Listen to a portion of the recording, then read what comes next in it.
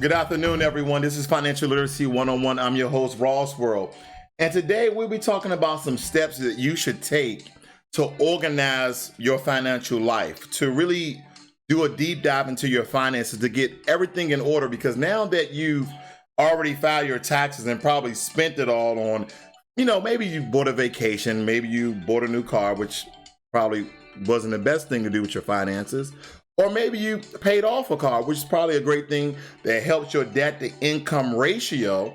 That way you're not paying some, car loan or bank person for the amount of that 30% depreciation if you would bought a new car. So, what are some of the things that you can actually do?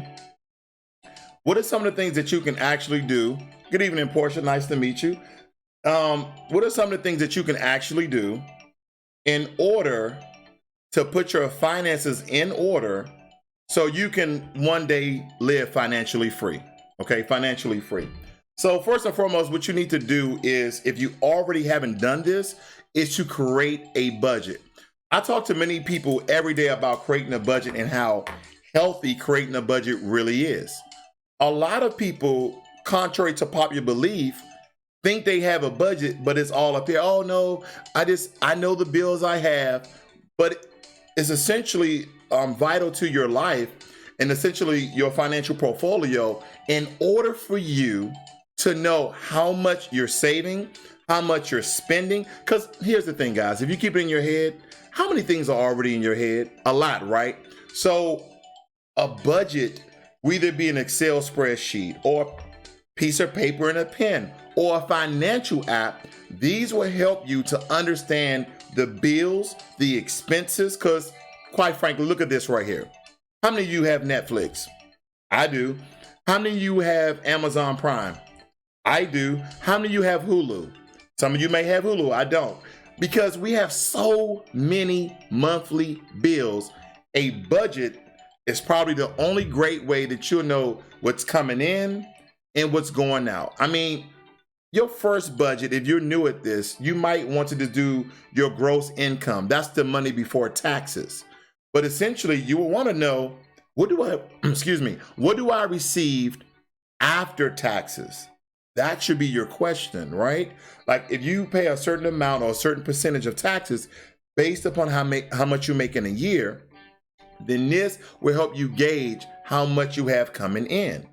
Now, granted, if you're left with $50, $100, $200 at the end of your paycheck and you're not investing, you don't have any high yield savings or anything of that nature, you probably want to do a budget so you know exactly where your thresholds are in order to start saving. Because you know what? I thought about this, and you probably thought about this too. One day you're going to get old.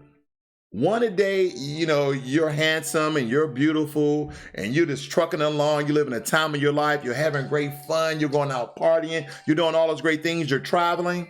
But when you look at your savings, you're like, see a lot of zeros with no number in the front of them, because we know that 0 plus 0 plus 0 plus 0 plus 0 plus 0 equals, you got it, 0. So, budget. You need one. There's no doubt. There's no negotiation. There's no compromise. You need a budget. Second, use a financial app. This is the age of technology. Everything is digital. I'm not saying that's the only way to go. Some of you may just be old school and do the envelope, where you pay all your bills by the envelope. But nowadays, we're on the go. A lot of us in this gig economy are doing certain jobs on the side, right? Having that side hustle. I always preach and teach about a side hustle. And that is what you exactly need to get that supplemental income, okay? Or that discretionary income. What is discretionary income? Discretionary income where you just use it discretionary, right? You just use it however you want to. Because with your paycheck, maybe you're investing into the organization or company that you are working for, right? And you have a 401k, or you're self-employed and you're using an IRA of some sort, or you went over to America's Best. Okay, that's a website, America's Best 401k, for those of you who may be self-employed. Hey, what's going on, Dread Mike? Nice to see you this evening, sir. That way you can start saving for your future. I think people never really think about, I'm gonna get old And I may, not that you may, not that it's permanent, you may need someone to take care of you. Do you have the money? That's the question, right? All right. Thirdly, you want to keep all your bills in one place, because a lot of times when we don't consolidate our bills, they get away from us.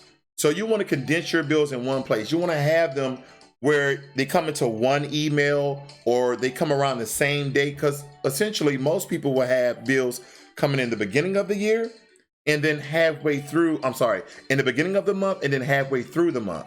So you want to make sure that you keep your bills all in one place so you keep track of them. I know people who actually keep a list. They actually keep a list of all their bills that is due monthly. Now me, I use my Google Calendar and I put a reminder, like today I got to pay my electric bill.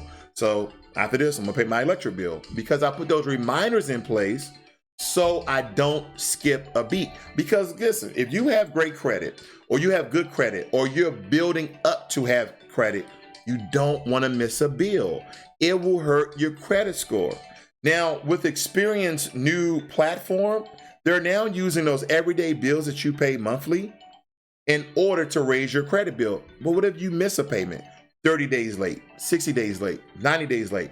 That will affect your credit score. Here's another essential thing. Pay the bills when you get them. See, a lot of you want to wait and then you forget, and some of you don't set reminders. Why don't you set reminders for bills? If you know that your bill is due, just pay it. And what does that mean? It goes all the way to the very beginning of having a budget. Because when you have a budget, you can also have the days that these bills are actually due, and that will help you. That will help you to pay your bills. See, you should have a constant reminder of those responsible items on your list in order to pay them. Because if you don't, you will miss them. And when you miss them, it's costly, because one day you might need to borrow money, but the lender is not going to borrow money to you because you have a horrible credit score, because you missed payment, because you didn't have a reminder, because you didn't have a budget. See, use a checklist for your bills. Like when you pay off a bill, boom. Now for me, I just use my calendar. I see my calendar says, you need to pay your electric bill today. And I also get an email from the company. I try to get those reminders 2 ways. So, because sometimes we're so busy in our days, like, you know what? I got to pay this darn electric bill. I'll do it later. Then at 6, 7 o'clock of my time that night when I'm at home, that's right, I got to pay my electric bill. So I pay it, right? So I have a checklist. What else can help you in this journey? Now, a video that I did a while ago, maybe about a month ago, I talked about surrounding yourself with positive people when it comes to your finances, okay? Surround yourself with positive people who's not going to be going in your pocket, taking things out of your pocket, right? They're going to put money in your pocket, right? They're going to be like, yo, we just going to put that money in your pocket. You know what I'm saying? We're going to put that money in your pocket. Because they're going to be great stewards. They're going to be great reminders. Like, don't you have to pay that bill today? Remember you were talking about how expensive it was? Those significant people, those positive people, they're going to help you. Like, oh, I know you can't go out because, oh yeah, you got that back payment. Positive people, ladies and gentlemen. Not just when it comes to money, but just in general, but especially when it comes to your finances. Because good friends are not the ones that always want you to go out knowing that you're struggling from paycheck to paycheck. Like, girl, just put it on a credit card. Like, man, you know you good, man. You can pay that next month. No, that's not what you want. You want those friends to reinforce healthy and healthy habits when it comes to your finances, okay? When it comes to your finances. And here's another thing. If some of you are getting your paycheck old school, they're doing a lot of fraudulent things out there, ladies and gentlemen. I would definitely encourage you to get your paycheck direct deposit. Now, some of you may think like, who's not getting their paycheck direct deposit? There's a lot of old school people out there, right? Who are still like, oh no, I want you sent in the mail. I want to direct deposit. It's the best way to go. There's a track record, ladies and gentlemen, from that institution, from their payroll, sending it to you, okay? Send it to you, and there's all sorts of encoded codecs and security protocols that go along with that electronic amount coming to your bank account. Because we know what? Money ain't real no more. Did you know that?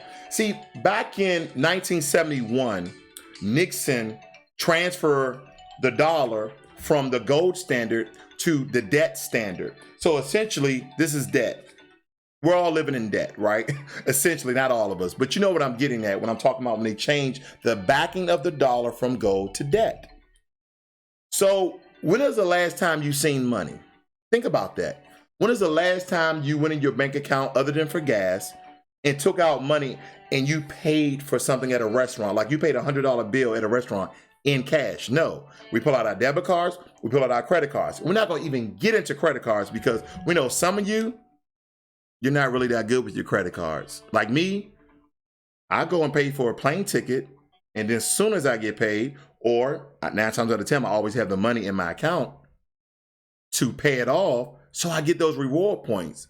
But I want you guys to be really good stewards of your finances. Here's another one. How many of you just have one bank? One bank. See, I always tell people you want at least 2 banks, and if you can, make one a credit union, because credit union operate a little different. You know, credit unions are like clans, they're like tribes, they're like groups, right? Because it's a union, right? So usually it takes a few steps to get into a credit union. Maybe you live in that community, that neighborhood. Maybe you have to fill out some sort of thing or volunteer at a community center, right? They have all these different stipulations on how you should really join a credit union. But what I've known, when I bought my last vehicle with my credit union, it was 2% less than my bank. When it came to my loan, the loan interest was 2%. The bank was trying to give me a loan at 5%. I was like, that's crazy. My credit score is way better than that. You know, you gotta get a little bougie. You're like, no, I'm not doing it. So I went to my credit union. They said, hey, we'll do, I said, yeah, my bank gave me a astronomically high interest on my loan. They said, well, how much was it? I'm like, 5%. They said, well, how does 3% sound? I'll take it. Now, I don't know if I could talk them down. You know, when you hear really a good deal, I didn't even negotiate. And usually I'm a negotiator. I am a negotiator, right? But nonetheless, I took it and it was a great deal. I mean, card note is low and I'm always paying more than what it requires. So I pay off the vehicle a lot faster. Then lastly, take it easy. See, when you take these steps, when you go in these procedural orders of getting a budget and then walking your way down with checklists and paying off your bills and doing the right thing, now you can set up your financial portfolio. But you can't have a financial portfolio without a budget. It's kind of like if you was to write a resume without your name. They're like, wow, you have a lot of great credentials. Wait a minute, what's your name? That's your budget, ladies and gentlemen. So when you're thinking about your financial portfolio, there's a few things that you need to have in it. First and foremost, you need a budget. You need to know what's going in, what's coming out. Then I would love for you to have a mix of 2 banks at least. And then me, I have like 4 banks because I have money to do those high yield savings I always talk about, because we know inflation has risen. First, it used to teeter and totter between 1.8% to 2.1%, but now it's 3%. So you always want to put your money in a high yield savings account that gives you closer to 3% because, and I'll give you this analogy, is when you go out and you pay $100 for a bag of groceries 1 year, and then on the anniversary of that year, take that same $100, that amount has depreciated by 3%. So if you don't have your money in a high yield savings and investing, then you're losing your purchasing power because your dollar is not worth the same amount unless you are investing. I'm going to read your notes. All right. Jordan Mike says, get a side hustle because the government shutdown showed that no job is secure. Indeed. Portia says, extremely informative. Thank you. You're welcome. Jordan Mike says, having a budget is very important, knowing what money going in and what money going out. Indeed. Anne Marie Morrow says, just got in. Well, welcome. Jordan Mike also said, I had to make a whole set of new friends because they were so negative. Hey, sometimes you got to cut them off, bruh. Sometimes you got to cut them off. I know how it is. He also says, you get more interest for your money. Indeed, you do. Indeed, you do. He also says major banks hate people with good credit because they have to give you what they call a prime rate. I'm going to leave you guys with this. You always, if possible, and it's very, very possible, to have your credit score at a 720 and above. 720 is that score, is that golden nugget that you need to get those rates for people who have 800, and sometimes, depending on the way the market is swaying, 850. That is what you need to have. How do you get that? You have to dispute things, but not the way that you may think, because we all are victims of being instant. We want everything instant. So we go on TransUnion, we go on Experian, we go on Equifax, these credit unions, right? And we want dispute. That's one way, but the best way is with my credit letters. And you know me, ladies and gentlemen, I do everything for free. I don't know if I should keep doing everything for free. I'm sorry, you weren't supposed to hear that. That was a thought to myself. But anyway, I have those credit letters. I have my email in the description. So just request those credit letters that they're going to go out and challenge all those items you have in collection, all those inquiries you have on your report. And if the credit unions cannot prove that you signed something, see, and that's according to the FCRA 609 and 611, that they must have something in writing, your written signature, stating that you actually signed for this account. If they don't have it, then they have to remove it. And have a series of 4 letters that escalate when they play games with you. Now, it does require a notary because this is a legal document, because if they don't do what they're supposed to do and delete things from your credit report, those things get reported to the FTC, the Federal Trade Commission, right? The Consumer Report. They have to do these things, ladies and gentlemen, by law. And it never really reaches past the 3rd letter. Let me tell you, I've helped a lot of people, and I'm willing to help you as well. Doesn't matter to me. All right, I'm about to get out of here, guys. I'm going to read your note. Around the world twice. I know that's right. And doing an Excel budget sheet now, and I'm extremely in the red. Wow. That is what I'm talking about. Thank you for your story. Thank you for your nugget of information. And you probably liberated a lot of people who was never thinking about a budget. This is Financial Literacy 101. I'm your host, Ross World. Learn money and be inspired. I'm out.